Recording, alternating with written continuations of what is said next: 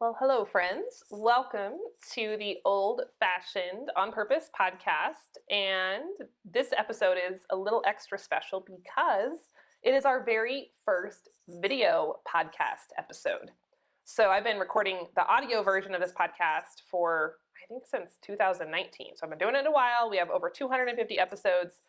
And I decided to get with the times, join 2022, and kick off the video version. So if you're listening to this right now on your typical podcast app, it's not really going to be any different than what you've heard from me in previous episodes, but I'm hopeful that some of you are watching over on YouTube because we are going to be uploading all future episodes both places. So you'll have the audio version on iTunes or wherever you listen, or I guess it's on iTunes. What's the Apple Podcast? Apple Podcast, Spotify, whatever it is. You know, you can see how techie I am here. And then we'll have the video version over on YouTube for those of you who prefer that platform. So I'm excited for this. You know, I shared in a previous episode that I'm not doing as much YouTube video creation as I was in previous years. Really, in a nutshell, the reason behind that is I am not a video watcher. I don't particularly love videos. It's just my own personal quirk. I'd rather read a book or listen to something. And so it makes it hard for me as a creator to get really excited about creating content that I don't even like to watch myself. But I think this is a happy medium. I'm recording these episodes anyway, so I figured why not turn on the camera and put it up both places. So that is the plan, and bear with us. We're going to be still working out a few kinks when it comes to, video quality and audio quality, but we're going to just dive in, and I think it'll be really good. So thanks for watching if you're watching this, and thanks for listening if you're listening to this. So today I wanted to veer ever so slightly away from the theme that I just announced, this idea of deep diving into different food topics. We're going to be hitting that again in upcoming episodes. But today's episode was prompted by a book that I just finished reading, and there was some really great thoughts in this book that I wanted to share with you today.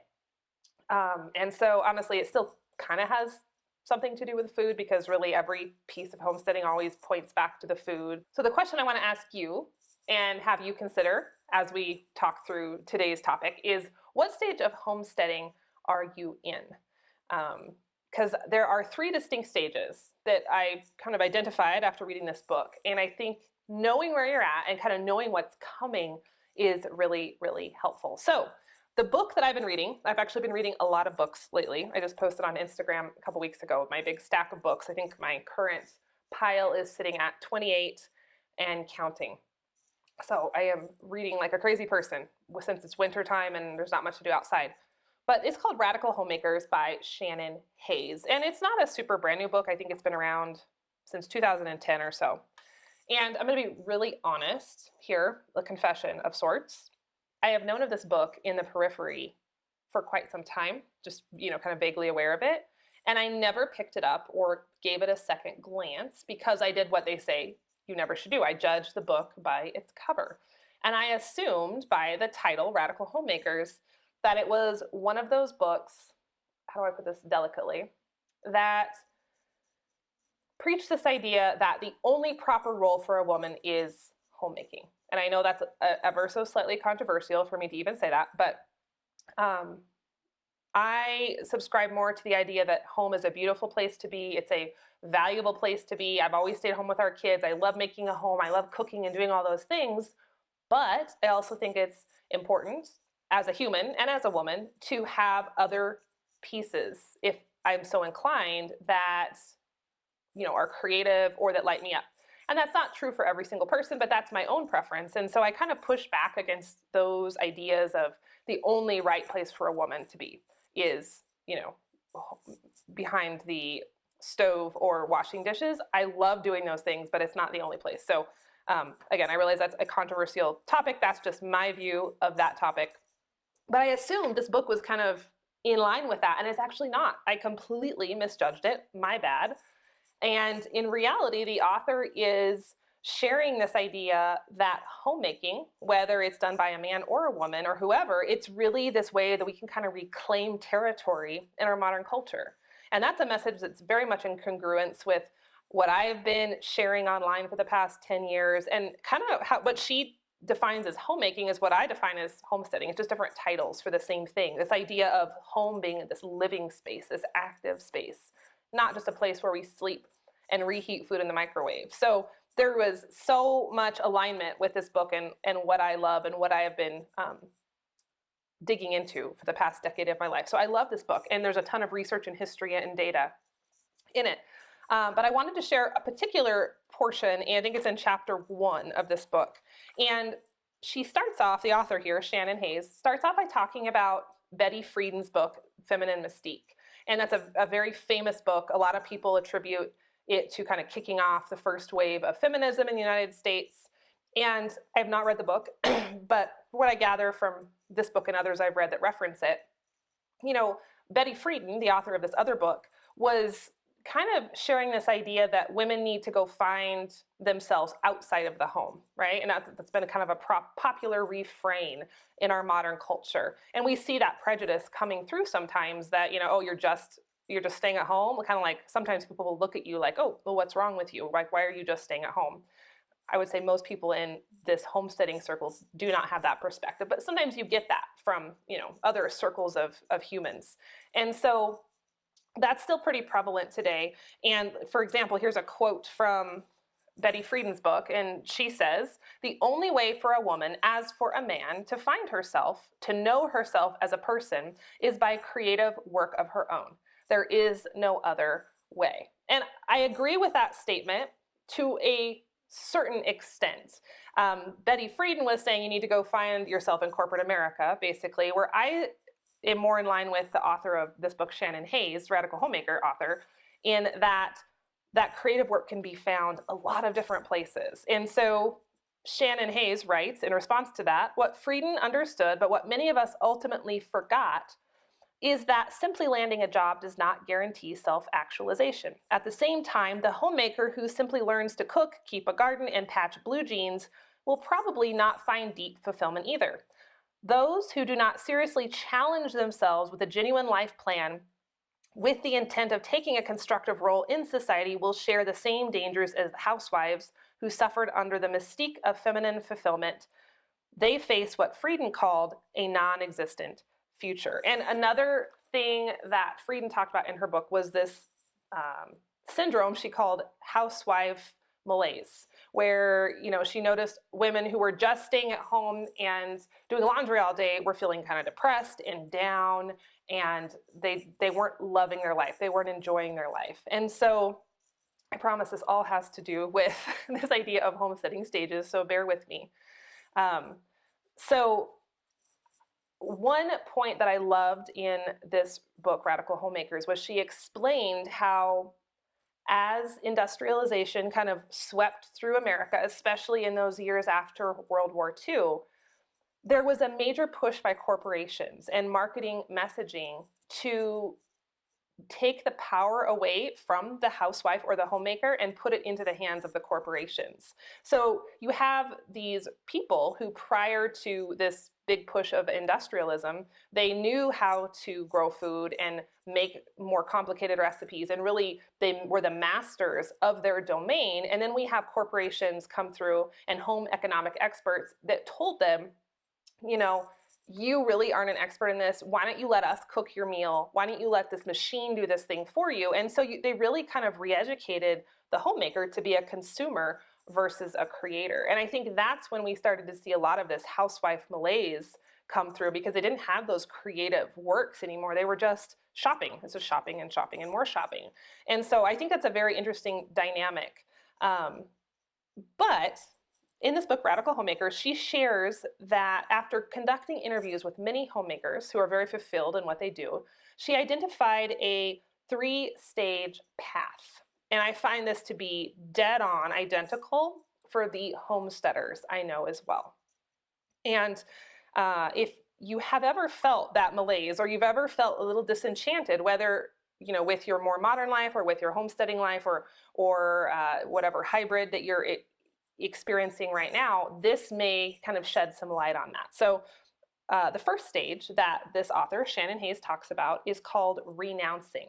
So in this first stage, and I'm reading from her book, The radical homemaker is increasingly aware of the illusory happiness of a consumer society. They recognize and question the pressures and compulsion to purchase goods and services that they feel they could provide for themselves. This stage is marked by growing introspection, doubting the ultimate worth of their careers, identifying their true sources of contentment, and seeking better alignment of their personal values with their life's trajectory. And so this stage, this renouncing stage, stage one, is where I see many, many people right now in the homesteading sphere, especially after COVID. And we saw, this massive uptick in interest around baking bread and planting a garden and keeping backyard chickens. And it's kind of like that veil was removed and people started to see their life in this modern paradigm for what it was, and maybe started to go, I think there could be more. I think that I could expand. I think there's more to life than just consumerism and just kind of staying in that rat race rut. And so I see a very large wedge of this population in this renouncing stage. It's the stage of research. It's the stage of what if. That's one of my favorite questions. What if?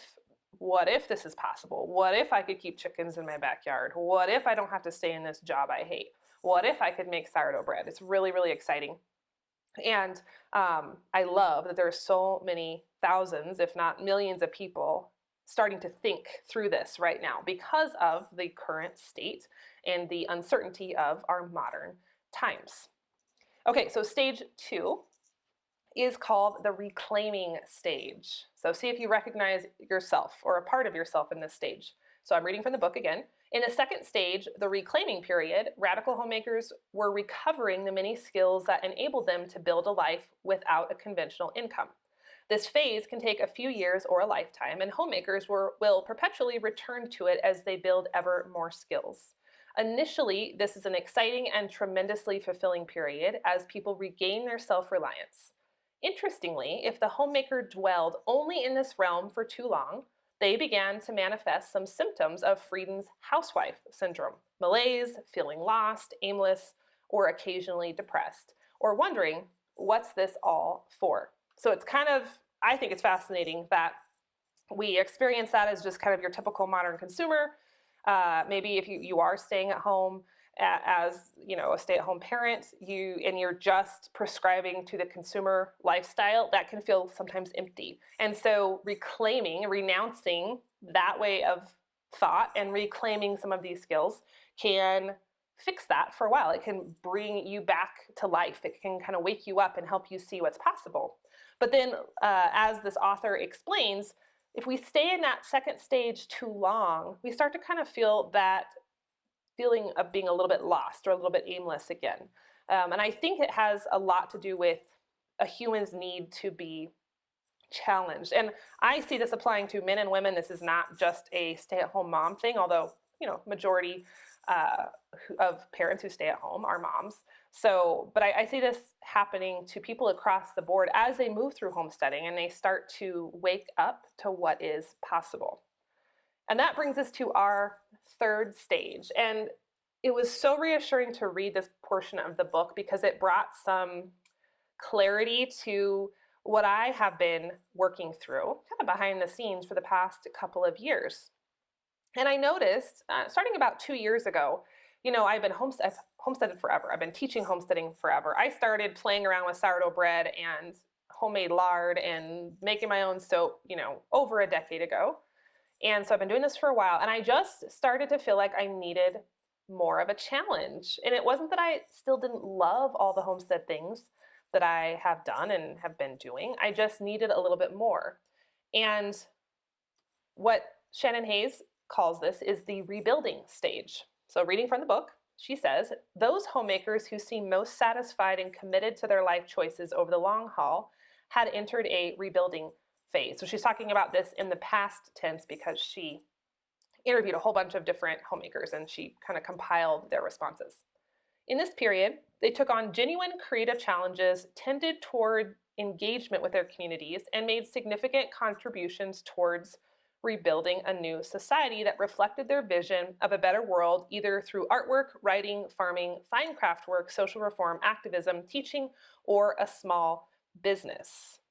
Entering the rebuilding phase did not preclude a return to the other phases. The myriad stages of life are forever presenting new challenges that require everyone to occasionally retreat from the public sphere to regain skills and life balance, and to critically evaluate the societal givens that they may have to consider at that time.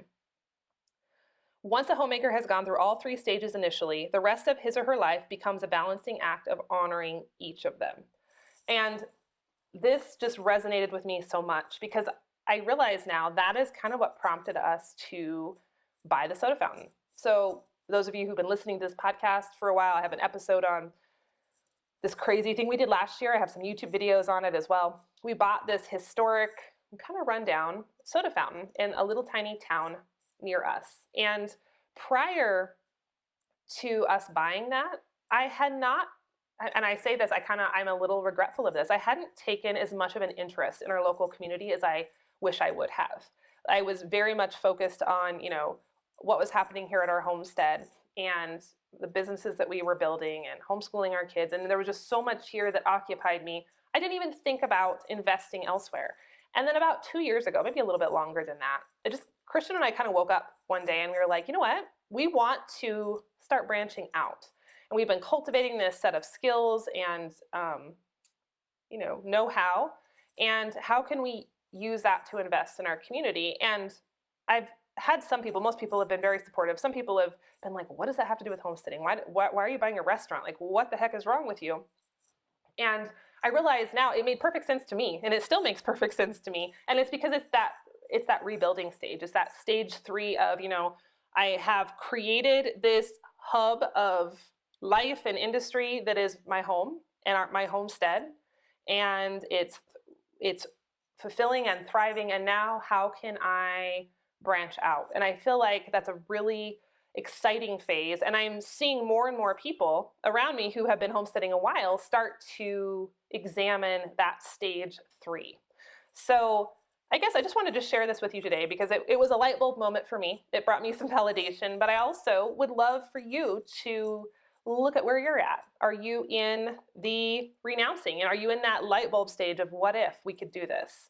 Maybe you're in reclaiming. Maybe you're actively building those skills. You're building your homestead. Maybe you're getting ready to move to a bigger property so you can do more. You've planted a garden and you've built a greenhouse. Who knows? Like, you are actively building those skills though, and you are lit up by them. And then I would love to hear from anyone, and you can send me an email or message me over on Instagram or Facebook, anyone who's in that stage 3, that rebuilding phase. And what's that been like for you? For us, it's been really exciting. It's been very fulfilling. It's been a little scary, actually a lot scary sometimes, as we add more to our plate, which, at first glance, it didn't seem like we could add more because we're already growing our own food and homeschooling our kids, and we have so much happening at home. But somehow, in some way, our life expanded to allow for the soda fountain to fit. And I'm not saying that every single person needs to go buy a tumble-down restaurant in a town of 200 people. That was just our path. But I think it's really exciting when we have grown to the point where we can start to outreach into our communities. Maybe that's an online community. Maybe it's a local community. Maybe it's just a neighborhood. Maybe it's, there's plenty of other ways, like Shannon Hayes lists out, artwork, writing, farming, fine craft work, social reform, activism, teaching, or a small business. For me, for many years, it was my blog that was that extra oomph of helping me connect with the world in a bigger, more meaningful way that was beyond just me and myself and my own selfish goals and desires. And, now it's morphed into this actual local community, not just online community. So anyway, I hope that was interesting / helpful for you. One other quote I wanted to leave you with from this book. I highly recommend this book. Go get it, Radical Homemakers. She says, "It is time we come to think of our homes as living systems. Like a sourdough starter, the home's survival requires constant attention. A true home is inhabited by souls who live, breathe, eat, think, create, play, get sick, heal, and get dirty. It will wither in an antiseptic condition. A true home pulses with non-human life. Vegetable patches, yeast, backyard hens, blueberry bushes, culturing yogurt, fermenting wine and sauerkraut, brewing beer, milk goats, cats, dogs, houseplants, kids' science projects, pet snakes, and strawberry patches. I just love that. And I think that, of course, so encompasses what homemaking is, whether you're a man or a woman, right? Just homemaking is much broader than this very narrow sense of being a stay-at-home mom, although that's a part of it. But I think that really sums up homesteading as well, is bringing this excitement and passion back into our home and putting it back up on the pedestal that it deserves. Because when that is right, that gives us the energy and the oomph to start making an impact elsewhere. So that's my spiel for today. And again, Radical Homemakers by Shannon Hayes. Highly recommend it. It's a great read. And yeah, I hope that was helpful. I hope you enjoyed this very first video podcast. And we'll be adding one, hopefully, once a week. We usually have them go live on Monday. So I think that'll be the day you can expect it here. So I'd love to hear what you think. Let me know what stage of homesteading you are in now. Maybe you're kind of dancing between a couple different stages, but I'd love to hear your thoughts. And that's it for today, friends. Thanks so much for watching and listening. And I will catch up with you on the next episode of the Old Fashioned on Purpose podcast.